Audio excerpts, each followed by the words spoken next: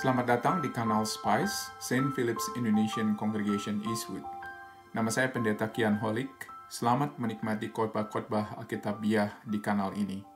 Sekiranya ada pertanyaan, dapat menghubungi kami di Instagram atau Facebook @spice.syd atau email kami di spice@stphils.org.au. Kiranya Tuhan memberkati. Bapa Surgawi, kami bersyukur ya Tuhan, kalau kami boleh melihat kebenaran firman-Mu dari kitab Kisah Para Rasul. Biarlah kiranya Tuhan sendiri yang boleh berbicara kepada kami dengan leluasa, dan biarlah kiranya ya Bapa, Roh Kudus boleh memandu kami, boleh menginspirasi kami, boleh membuka hati kami ya Tuhan, untuk boleh mengerti maksud, rencana, kehendak Tuhan di dalam hidup kami. Terima kasih ya Bapa, berbicaralah kepada kami Tuhan, sebab kami semua siap untuk mendengarkannya. Dalam nama Tuhan Yesus firman yang hidup itu, kami bersyukur dan berdoa. Amin. Jadi kita masih akan terus melihat kebenaran firman Tuhan dari Kisah Para Rasul. Oleh karena itu kalau misalnya saudara ada kesempatan untuk bisa membaca Kisah Para Rasul, saya sarankan untuk bisa membaca cerita ini dari pasal yang pertama sampai pasal yang mungkin terakhir, kalau memungkinkan, dan juga untuk boleh melihat bagaimana atau apa yang Tuhan lakukan di dalam kitab ini. Saudara-saudara yang dikasih oleh Tuhan, sejak September 11 di Amerika, masih ingat ada yang tahu September 11 itu apa yang terjadi? September 11 itu saudara-saudara ada sebuah serangan teroris yang terjadi di tanah Amerika, di negara Amerika, di mana ada beberapa tempat yang diserang, saudara-saudara. Jadi bukan hanya di New York City, memang yang terkenal itu di New York City, tetapi juga di tempat-tempat lain, seperti kita tahu. Dan sejak itu, saudara-saudara, peristiwa 11 September, ya, 9/11 tahun 2001, ada banyak perubahan yang terjadi. Ada banyak perubahan yang terjadi. Dan perubahan itu bukan hanya terjadi di Amerika, tetapi perubahan itu juga terjadi di seluruh dunia, dan khususnya dalam penerbangan.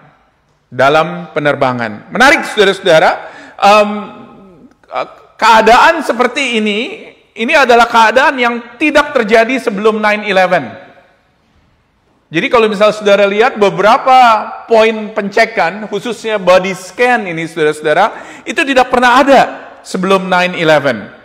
Sebelum 9/11 saudara-saudara, terutama traveler domestik begitu ya, yang berterbangan atau berterbang di Amerika, saudara-saudara, di antara kota-kota atau mungkin di antara tempat-tempat yang ada di Amerika, rata-rata orang yang mengantar itu bisa mengantar sampai dia boarding. Menarik ya? Tetapi sekarang nggak bisa, saudara-saudara. Sekarang nggak bisa, apalagi yang internasional. Kalau misalnya dulu kita bebas membawa air putih, saudara pernah dibuang air putihnya? Pernah ya? Saya pernah, saudara-saudara, dibuang air putihnya. Dulu bisa bawa air putih di botol, sekarang nggak bisa. Dulu saudara-saudara laptop dan tablet itu bisa langsung masuk ke X-ray, sekarang harus dikeluarkan, saudara-saudara. Dulu tidak ada body scan seperti ini, sekarang boleh dikatakan ada body scan, saudara-saudara. Jadi hal-hal yang boleh dikatakan tidak biasa menjadi hal yang biasa sekarang di dalam kehidupan kita. Perubahan besar juga terjadi, contohnya ketika terjadi COVID-19. Next slide. Dan apa yang terjadi, saudara-saudara? Terjadi corporate flexibility, yang disebut sebagai corporate flexibility. 54% dari orang-orang yang kerja di Amerika itu biasanya sekarang bisa kerja secara nomad. Ada yang kerja di New York, ada yang kerja di Chicago, dan banyak sekarang saya dengar yang kerja di Bali. Jadi mereka itu adalah yang disebut sebagai digital nomad, saudara-saudara. Karena mereka bisa tinggal di mana saja, as long as they are connected to internet, maka semuanya bisa dilakukan, saudara-saudara. E-learning, saudara mengalami di sini yang students tentunya. Ini adalah sesuatu yang aneh atau yang tidak lazim, boleh dikatakan, sebelum COVID.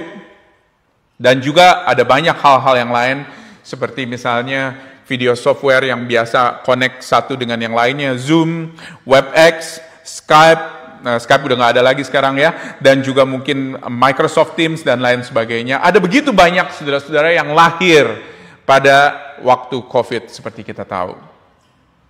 Apa yang terjadi di Kisah Para Rasul? Yang terjadi di dalam Kisah Para Rasul ialah ada sebuah perubahan yang terjadi. Dan ini adalah perubahan yang radikal, perubahan yang besar, dan juga perubahan yang permanen, saudara-saudara. Jadi bukan hanya sebuah perubahan yang revolusioner, tetapi perubahan ini adalah perubahan yang permanen, di mana hal-hal yang mungkin tidak menjadi biasa pada waktu itu, sekarang menjadi biasa. Apa yang terjadi di Kisah Para Rasul, saudara-saudara? Hal-hal ini yang terjadi. Sebelum Kisah Para Rasul, pada waktu itu Yesus ditangkap untuk disalib, dan seperti kita tahu, para murid Yesus pada waktu itu terserak ke banyak tempat setelah dia mati dan bangkit. Dan kemudian apa yang terjadi? Kita terjadi dan belajar juga kalau misalnya Petrus menyangkal Yesus 3 kali. Dan banyak murid-murid Yesus pada waktu itu harus menyembunyikan diri. Kalau enggak mereka akan tertangkap dan mereka akan mati. Apa yang terjadi lagi? Yang terjadi ialah pada Yesus ialah sesuatu yang tidak biasa boleh dikatakan terjadi di dalam kehidupan mereka. Ketika Yesus disalib, maka pada waktu itu pengharapan akan kerajaan Allah juga diberikan kepada mereka. Diajarkan kepada mereka.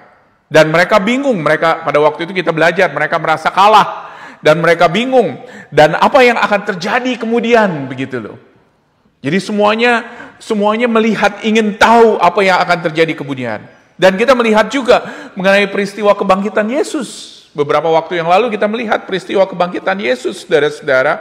Nothing will ever be the same setelah Yesus bangkit.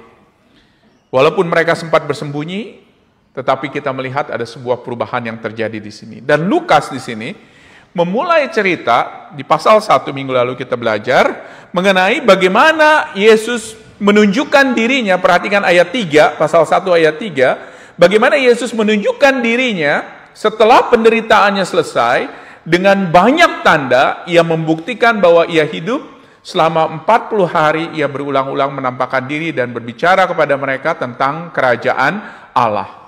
Jadi ada sebuah kepastian mengenai kebangkitan Yesus dari kematian. Dia menampakkan diri, dia menunjukkan diri kepada para murid. Dan dia mengajarkan mengenai kerajaan Allah, apa yang akan terjadi. Hal yang sama sebetulnya yang diajarkan Yesus sebelum dia mati dan dia bangkit, tetapi sekarang jauh lebih bisa dimengerti oleh para murid, karena mereka sudah melihat bahwa, oh iya memang betul, Yesus yang diperkirakan atau digambarkan akan mati, dan dia bangkit, ternyata dia sungguh-sungguh mati dan bangkit. Semuanya berubah, saudara-saudara. Tidak akan kembali lagi ke waktu yang lampau. Dan dia mengumpulkan umatnya pada waktu itu, menyelamatkan mereka dan memberikan kepada mereka Roh Kudus. Hati yang baru yang dijanjikan oleh Nabi Yoel dan juga oleh Nabi Yehezkiel, bahwa akan datang waktunya di mana semua bangsa, bukan hanya orang Israel, dapat bersatu, dan ketika Roh Kudus dicurahkan, mereka semuanya bisa berjalan bersama-sama di bawah panji Yesus Kristus sebagai Tuhan dan Juru Selamat. Ini semuanya adalah perubahan besar yang terjadi, saudara-saudara. Dan yang luar biasa ialah ini semua terjadi karena apa? Karena Yesus yang datang ke dalam dunia. Dan siapa Yesus? Yesus adalah sebuah big statement yang Allah berikan kepada kita semuanya, yang Allah lakukan kepada kita semua. Dan dia kepingin untuk kita tahu mengenai big statement ini. Bahwa Yesus bukan hanya sekedar tokoh historis, dia bukan hanya ada di dalam sejarah, tetapi dia datang ke dalam dunia, dia melayani manusia, dia mati bagi manusia, dia bangkit bagi manusia, dia menang atas maut untuk manusia. Bagi kita semua yang mau percaya kepadanya, saudara-saudara. It's a big statement. Big statement yang Allah kepingin kita tahu. Dan Allah kepingin untuk kita meresponinya, saudara-saudara. Saudara-saudara, saya suka cerita di dalam khotbah Kisah Para Rasul mengenai misionaris. Ini adalah cerita misionaris mengenai seorang misionaris yang namanya Jim Elliot, saudara-saudara. Dia lahir di Oregon pada tahun 8 Oktober 1927 dan dia meninggal di Ekuador tanggal 8 Januari tahun 1956. Umurnya masih muda ya. Berapa tahun umurnya? 29 tahun. Masih muda, mungkin seumuran dengan beberapa dari saudara-saudara yang ada di sini. Dia memberikan hidupnya untuk pergi ke Ekuador, daerah yang pada waktu itu masih sangat primitif sekali, saudara-saudara. Tetapi dia memberikan hidupnya untuk pemberitaan Injil. Dia mati di sana. Dia memberikan hidupnya sebagai seorang martir. John Piper sering sekali quote dan cerita mengenai Jim Elliot ini, kalau saudara tahu. Dan ini adalah salah satu hero daripada misionaris, orang-orang yang pergi untuk mewartakan berita Injil, dan mereka adalah orang-orang, ini adalah salah satu contoh orang-orang yang pergi ke Amerika Selatan. Di dalam quote-nya yang sangat terkenal ada sebuah big statement. Big statement yang ditulis oleh Jim Elliot yang mengatakan seperti demikian. He is no fool who gives what he cannot keep to gain which he cannot lose. Dia bukan seorang yang bodoh yang memberikan sesuatu yang memang tidak dapat dia pertahankan untuk mendapatkan sesuatu yang tidak dapat ia lepaskan. Apa artinya, saudara? Artinya ialah buat Jim Elliot, dia nggak peduli hidupnya. Dia nggak peduli harga hidupnya. Dia rela memberikan karena dia tahu bahwa dia akan kehilangan hidupnya. Karena dia tahu satu hal, bahwa dia ketika dia memberitakan itu, dia memberitakan berita sukacita kepada semua orang, sesuatu yang gak bisa diambil oleh orang lain. Dan dia beritakan itu, saudara-saudara, kepada banyak orang. Dan cerita daripada Jim Elliot ini memberikan banyak sekali inspirasi kepada para misionaris untuk pergi ke Amerika Selatan. It's a big statement, bukan? Ini big statement, saudara-saudara. Dan Allah sedang memberikan big statement pada waktu itu, ketika Yesus datang ke dalam dunia dan ketika diberikan kepada kita, untuk memberikan inspirasi kepada kita, untuk kita bisa percaya kepada Allah. Dan ini sama juga, saudara-saudara, yang terjadi. It's a big statement from God. Dan Allah memberikan Yesus Kristus sebagai Raja bagi kita, agar kerajaannya bisa dimulai. Di Kisah Para Rasul 2 ayat 36, yang tadi kita baca, dikatakan di sini bahwa Allah telah membuat Yesus yang kamu salibkan itu menjadi Tuhan dan Kristus. Apa artinya, saudara-saudara? Tuhan itu adalah berarti Allah yang berkuasa, dan Kristus dari kata bahasa Yunani Kristos, yang artinya itu adalah Mesias yang diurapi, berarti dia adalah Raja. Jadi dengan kata lain, Allah kepingin kasih tahu kepada kita, it's a big statement yang Allah berikan kepada kita, bahwa apa? Bahwa Yesus itu sebetulnya adalah Tuhan dan Raja. Dia adalah Allah yang berkuasa di dalam kehidupan kita, tetapi dia juga adalah Raja. Dan Yesus di pasal yang pertama minggu lalu, mengingatkan kita bahwa Roh Kudus itu akan dicurahkan, dia katakan. Dicurahkan kepada orang-orang yang percaya, untuk mengubah orang. Mengubah orang dari yang tidak percaya menjadi percaya. Dari yang tidak mau menerima kerajaan Allah menjadi mau untuk menerima kerajaan Allah. Dan rencana Allah untuk menghadirkan kerajaannya itu adalah sesuatu yang jauh lebih besar daripada apa yang dipikirkan oleh para murid. Jadi ketika Allah memberikan kerajaannya itu bukan hanya kerajaan untuk orang Israel. Karena di benak para murid mereka berpikir bahwa ini adalah kerajaan untuk orang Israel. Betul nggak? Di pasal 1 kemarin. Tetapi ini adalah kerajaan untuk semua orang. Semua orang yang mau datang percaya kepada Tuhan Yesus. Jadi ada perubahan yang besar terjadi. Kalau saudara bayangkan, saudara pada waktu itu adalah seorang Yahudi, seorang murid Tuhan Yesus, saudara nggak akan pernah nyangka hal ini. Karena apa? Karena saudara pikir bahwa Yesus itu sebagai Mesias hanya datang bagi orang Yahudi. Tetapi dia datang bagi semua orang, semua bangsa. Dia datang menjadi sebuah berita sukacita, seperti yang dibawa oleh Jim Elliot, seperti yang dibawa juga oleh para misionaris pada saat ini, saudara-saudara. Dan di pasal yang kedua, kita melihat perubahan yang terjadi tersebut, yang ditunggu-tunggu. Tentunya yang fenomenal, saudara-saudara, di sini ialah bagaimana Roh Kudus turun atas mereka, betul nggak? Di pasal yang kedua. Dan mereka mulai berbicara di dalam berbagai macam bahasa. Bangsa-bangsa memproklamirkan kerajaan Allah di dalam bahasa mereka. Tetapi saudara-saudara, ingat, jangan kita tukar antara medianya dengan tujuannya. Jadi ini adalah media untuk apa? Untuk menunjukkan sebuah tujuan yang utama, yaitu untuk memproklamirkan Yesus Kristus. Di sini kita melihat bahwa Roh Kudus bukan hanya membuat mereka bisa berbahasa yang berbeda-beda, tetapi juga Roh Kudus membuat mereka yang tadinya malu, tidak berani, yang tadinya menyembunyikan diri, yang tadinya sudah mau kabur, untuk berani dan memproklamirkan Injil. Berani, saudara-saudara, karena Yesus pada akhirnya menjadi Yesus yang telah bangkit dari kematian. Dan ini adalah sesuatu yang diwujudkan pada waktu itu di pasal yang kedua. Jadi pertanyaannya ialah, apa sebetulnya yang diproklamirkan oleh Petrus di sini? Ya, Petrus di sini adalah murid Tuhan Yesus yang boleh dikatakan menjadi murid yang utama yang berbicara di sini. Menarik ya saudara-saudara ya. Petrus yang mana? Ini adalah Petrus yang menyangkal Yesus 3 kali.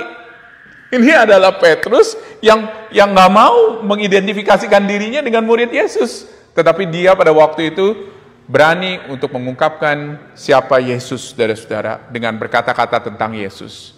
Jadi pertanyaannya ialah, apa saja yang diproklamirkan oleh Petrus di sini? Dia bukan hanya berbicara mengenai bagaimana orang dapat berbahasa lain, tetapi dia berbicara mengenai bagaimana Roh itu bekerja di dalam kehidupan orang percaya dan dapat mengubah kehidupan orang percaya. Dia berbicara mengenai apa yang dilakukan oleh Yesus, saudara-saudara. Jadi 5 kata mengenai Yesus yang dikhotbahkan oleh Petrus. Yang pertama, kata yang pertama, saudara-saudara, bahwa Yesus itu adalah ditentukan oleh Allah. Perhatikan ayat 22. Hai orang-orang Israel, dengarkanlah perkataan ini. Yang aku maksudkan ialah Yesus dari Nazaret, seorang yang telah ditentukan Allah dan dinyatakan kepadamu dengan kekuatan-kekuatan dan mujizat-mujizat dan tanda-tanda yang dilakukan oleh Allah dengan perantaraan Dia di tengah-tengah kamu, seperti yang kamu tahu. Jadi, apa maksudnya di sini? Ketika Petrus berbicara mengenai Yesus, bahwa Yesus itu adalah telah ditentukan oleh Allah. Yang dimaksud di sini oleh Petrus ialah kita tidak perlu ragu-ragu lagi mengenai siapa Yesus. Kita nggak perlu lagi sebuah pengertian yang komplit atau pengertian yang komprehensif mengenai siapa Yesus. Yesus sudah datang dan dia sudah dinyatakan kepada kita. Dan dia adalah relevan dulu, sekarang, dan selama-lamanya, saudara-saudara. Jadi dengan kata lain, Yesus itu sudah diberikan kepada kita.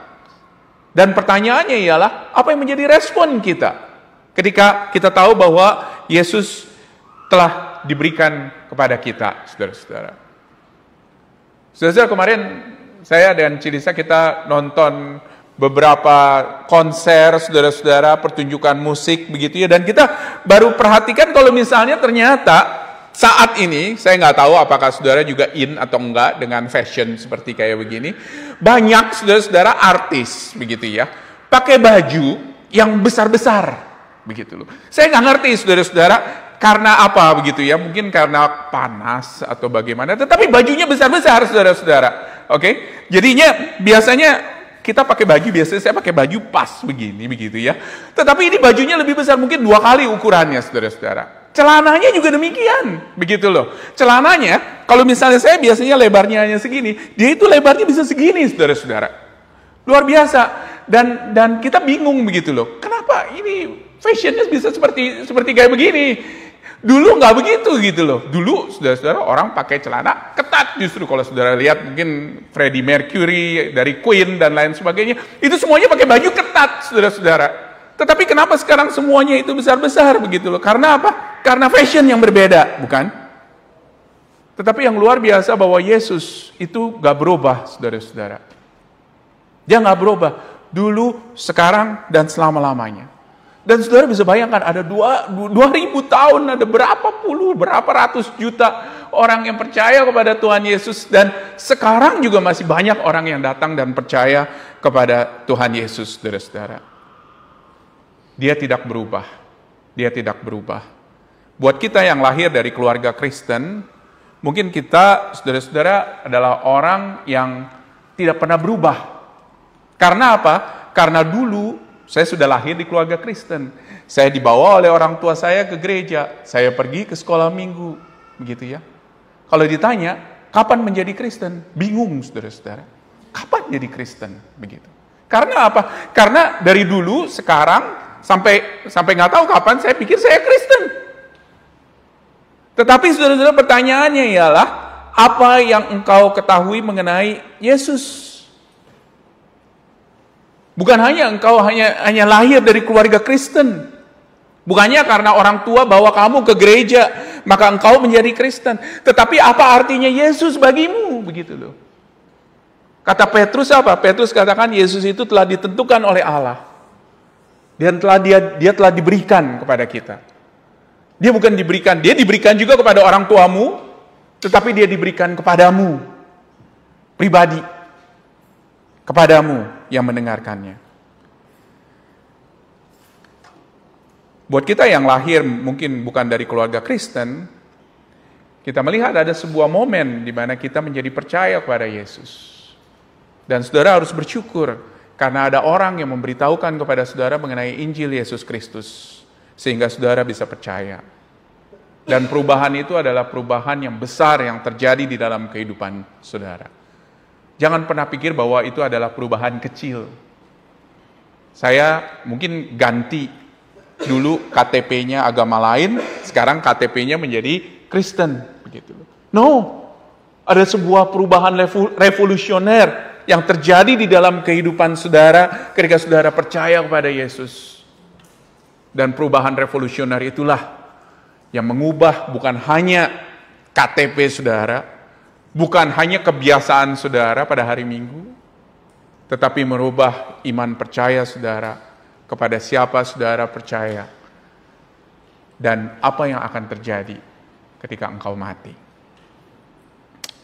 Di ayat 22 saudara-saudara ditentukan bahwa ini historis, ini bukan dongeng, bukan rekaan, dan jelas nyata benar terjadi bahwa Yesus telah ditentukan oleh Allah. Itu yang pertama yang dicatat oleh Petrus. Yang kedua, apa yang dicatat oleh Petrus mengenai Yesus? Di ayat 23 dikatakan bahwa dia diserahkan Allah menurut maksud dan rencananya. Telah kamu salibkan, kamu bunuh oleh tangan bangsa-bangsa durhaka. Petrus di sini berbicara bahwa semua ini ada di dalam rencana Allah. Ini sesuatu yang luar biasa, saudara-saudara, bahwa penyangkalan Petrus sendiri, begitu ya, yang seringkali kita baca dan kita pikir itu adalah hal yang bodoh sekali kalau misalnya dia menyangkal mengenai Yesus, bahwa dia adalah murid-murid Yesus, bahwa dia pernah bersama-sama dengan Yesus, dan ternyata itu adalah bagian juga dari rencana Allah. Pembunuhan orang Yahudi terhadap Yesus, penyaliban terhadap Yesus, itu adalah bagian juga daripada rencana Allah. Dan ketika setan berpikir bahwa kuasa gelap telah mengalahkan Yesus, yang ternyata salah, itu adalah di dalam juga ruang lingkup pengetahuan Allah. Jadi boleh dikatakan, saudara-saudara, apa yang terjadi ini semuanya itu adalah bagian daripada rencana Allah yang besar di dalam kehidupan Yesus, di dalam kehidupan sejarah penyelamatan manusia, saudara-saudara. Dan pertanyaannya ialah, bagaimana kita juga ada sebetulnya di dalam bagian maksud dan rencana Allah. Saya selalu bilang ya saudara-saudara ya, kalau misalnya saudara ada di dalam gereja pada hari Minggu, kalau saudara datang ke gereja pada hari Minggu, itu adalah bukan hanya karena saudara mau. Banyak orang yang langsung nanya kepada saya, apa maksudnya begitu ya? Karena apa? Karena ada Roh Kudus yang bekerja di dalam kamu untuk membuat kamu datang ke gereja dan untuk membuat kamu mau untuk rela korbankan 1,5 jam, 2 jam dari hidupmu untuk datang ke gereja dan untuk mendengar firman Tuhan. Itu adalah bagian daripada maksud dan rencana Allah. Dan saudara-saudara, ketika kita mengalami kesulitan-kesulitan di dalam mengikuti Yesus pun, sebetulnya saudara-saudara, Allah bekerja. Penganiayaan contohnya yang dialami oleh kita, mungkin karena kita mengikuti Yesus, Allah bekerja di dalam semuanya. Dan ketika kita, saudara-saudara, jauh dari Allah, dan kita merasa bahwa saya udah jauh meninggalkan Allah dan saya udah terlalu tidak kudus dan terlalu kotor untuk datang kepada Allah. Allah juga bekerja di dalam hal tersebut. Dan ketika saudara mendengarkan khotbah ini, mendengarkan firman ini, itu adalah juga bagian daripada rencana Allah di dalam kehidupan kalian semuanya, saudara-saudara. Luar biasa ya. Allah bekerja dan Allah bekerja untuk membawa kita itu mendekat kepadanya. Itu kerjaannya dia, saudara-saudara. Kerjaannya dia itu adalah bukan membuat kita jauh dari Allah, tetapi kerjaannya dia itu adalah membuat kita dekat kepada Allah. Jadi setiap kali kita membaca firman, setiap kali kita mendengar khotbah, setiap kali kita ditegur oleh orang, saudara-saudara, mengenai kebenaran firman Tuhan, dan bagaimana kehidupan kita adalah kehidupan yang berdosa dan kita perlu kembali kepada Allah, kita harus bersyukur. Karena itu adalah bagian daripada rencana Allah di dalam kehidupan kita, saudara-saudara. Luar biasa. Yesus adalah bagian dari maksud dan rencana Allah yang utama bagi manusia. Yang ketiga, apa yang dikatakan oleh Petrus di sini? Petrus mengatakan bahwa Yesus dijanjikan oleh Allah. Dia dijanjikan oleh Allah. Perhatikan ayat 30, saudara-saudara. Tetapi ia adalah seorang nabi dan ia tahu bahwa Allah telah berjanji kepadanya untuk mengangkat sumpah dan bahwa ia akan menundukkan seorang dari keturunan Daud sendiri di atas tahtanya. Jadi ini adalah kata-kata yang boleh dikatakan diberikan kepada Nabi Yoel pada waktu itu, dan janji ini, saudara-saudara, adalah janji yang Allah pegang.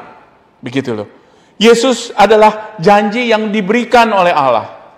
Saudara bisa bayangkan coba ya. Ini 2000 tahun loh sejarah daripada orang Israel. 2000 tahun sejarah mereka kurang lebih. Dari Abraham sampai Yesus lahir. Allah adalah Allah yang memegang janjinya selama itu, saudara-saudara. Dan dia berjanji kepada bukan hanya orang Israel, tetapi kepada semua umat manusia, bahwa akan datang Yesus Kristus yang akan menyelamatkan kita semua. Saya nggak tahu, saudara pernah janji nggak kepada orang? Misalnya janji untuk mungkin bantu teman pindah, atau mungkin janji untuk bantu teman belajar, dan lain sebagainya, saudara-saudara. Dan berapa banyak dari kita yang memegang janji kita? Allah adalah Allah yang memegang janjinya. Dan dia adalah Allah yang memegang janjinya untuk memberikan penerus daripada keturunan Abraham, yang pada akhirnya melahirkan Raja Daud, yang pada akhirnya melahirkan Yesus Kristus. Allah memegang janjinya. Dia memegang janjinya dulu, sekarang, dan selama-lamanya, saudara-saudara. Tadi pagi saya khotbah di gereja lain. Dan kebetulan saya khotbah tema yang berhubungan dengan Mother's Day. Saya khotbah dari kitab Rut, saudara-saudara. Rut pasal yang pertama. Dan menarik sekali di dalam kitab Rut kalau misalnya kita melihat bahwa Allah adalah Allah yang memegang janjinya. Di tengah-tengah pada waktu itu, kelaparan yang terjadi. Di tengah-tengah kehilangan daripada anak-anak Elimelek dan Naomi pada waktu itu yang terjadi. Di tengah-tengah kesulitan yang terjadi pada waktu itu bagi Ruth dan bagi Orpa dan lain sebagainya, Allah adalah Allah yang memegang janji. Dan dia memberikan pada waktu itu keturunan yang it seems impossible pada waktu itu buat Ruth. Dia berikan itu kepada Ruth dan dia menjanjikan bahwa keturunan Ruth pada akhirnya melahirkan Raja Daud dan melahirkan Yesus Kristus. Luar biasa, saudara-saudara. Yang keempat, apa yang dikatakan oleh Petrus di sini? Bahwa Yesus adalah Yesus yang dibangkitkan oleh Allah. Perhatikan ayat 32. Dan inilah Yesus yang dibangkitkan oleh Allah. Tentang semuanya itu, kamu semua adalah saksi. Jadi dengan kata lain apa? Dengan kata lain, kata Raja Daud, apa? Kata Petrus apa? Bahwa Raja Daud telah mati. Dan dia berbicara mengenai raja yang lainnya yang akan dibangkitkan, yaitu keturunan daripada Raja Daud. Dan sekali lagi, saudara-saudara, ini disaksikan oleh banyak orang kebangkitan Yesus. Bukan hanya disaksikan oleh para murid, tetapi disaksikan oleh 500 orang lainnya di 1 Korintus 15, dan disaksikan oleh banyak orang. Dan luar biasa, kebangkitan Yesus menjadi sebuah berita sukacita bagi kita semua. Dan khususnya bagi kita semua, yang kita tahu bahwa satu poin di dalam kehidupan kita akan mati. ketika kamu mati atau menjelang mati, berita apa yang paling memberikan pengharapan kepadamu? Kecuali berita bahwa ketika engkau mati, nanti engkau akan bangkit. Kalau engkau percaya kepada Yesus sebagai Tuhan dan Juru Selamat. Betul nggak? Itu adalah berita yang akan memberikan pengharapan kepada kita, saudara-saudara. Dan berita sukacita ini adalah berita yang dibawa oleh banyak orang, oleh Jim Elliot, oleh banyak orang yang lainnya, supaya lebih banyak orang lagi percaya kepada Yesus bahwa dia telah disalib dan dia telah bangkit. Dan kepastian inilah, saudara-saudara, yang pada akhirnya menjadi sebuah kekuatan bagi banyak orang Kristen. Bahwa akan ada kebangkitan tubuh. Makanya tiap minggu kita ucapkan terus ya pengakuan iman rasuli. Dan bagian daripada pengakuan iman rasuli ini, kalau saudara nanti akan lihat kembali, ini adalah ada kebangkitan tubuh.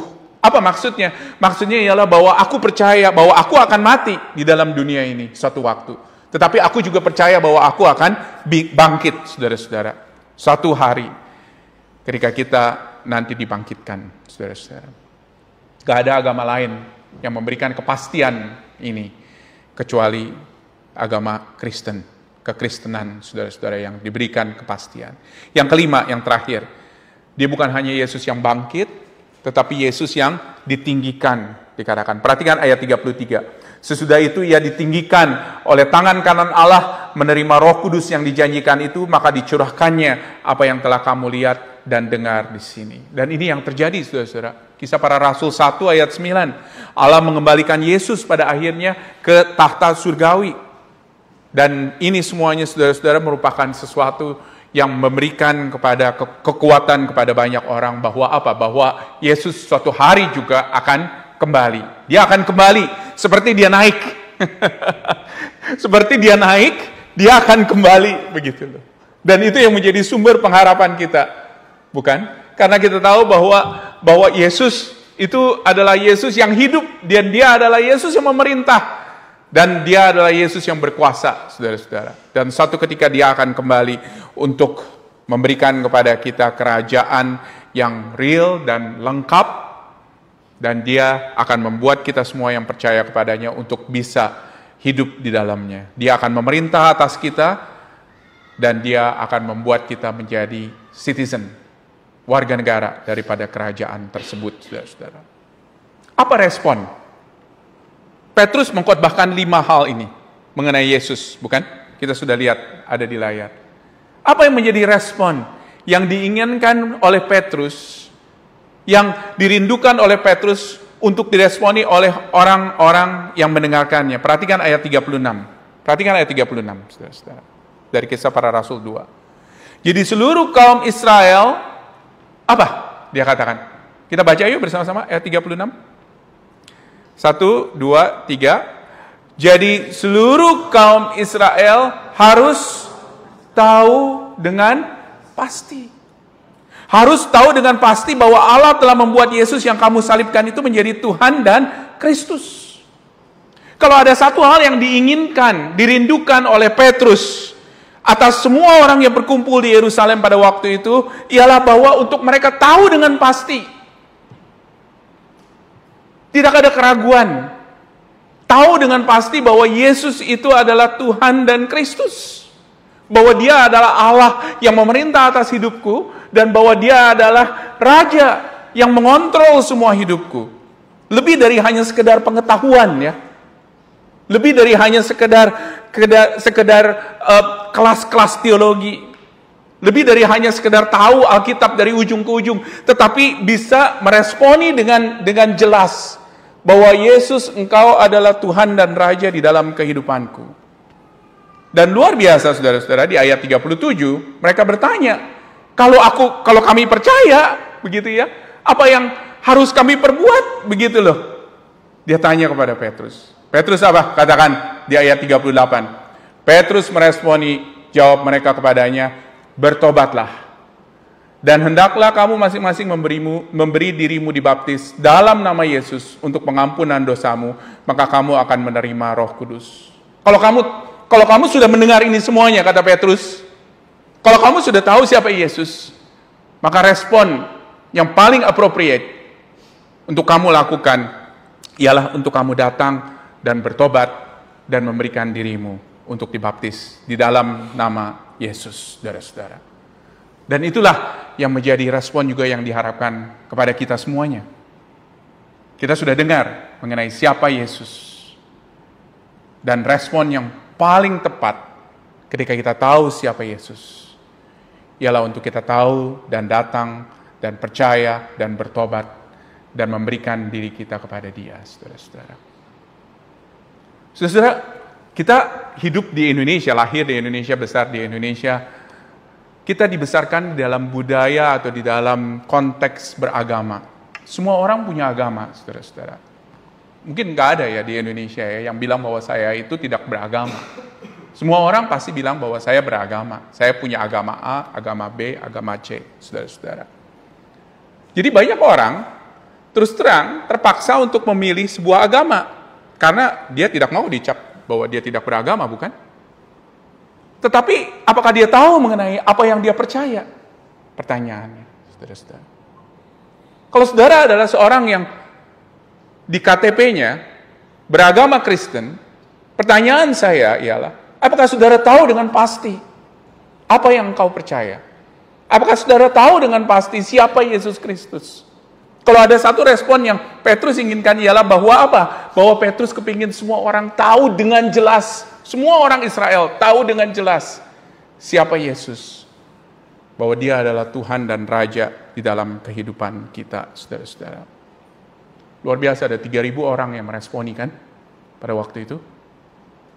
Dan Allah nggak melihat angkanya, tetapi Allah kepingin melihat hati yang meresponi akan panggilan tersebut.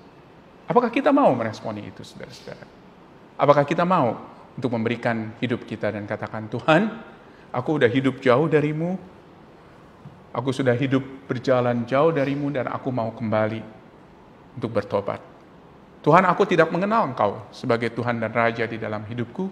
Sekarang aku mau, Tuhan, aku datang untuk mengenal dengan jelas Yesus adalah Tuhan dan Raja di dalam kehidupanku.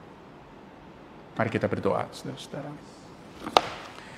Terima kasih Bapa di dalam surga buat firman-Mu yang boleh berbicara kepada kami.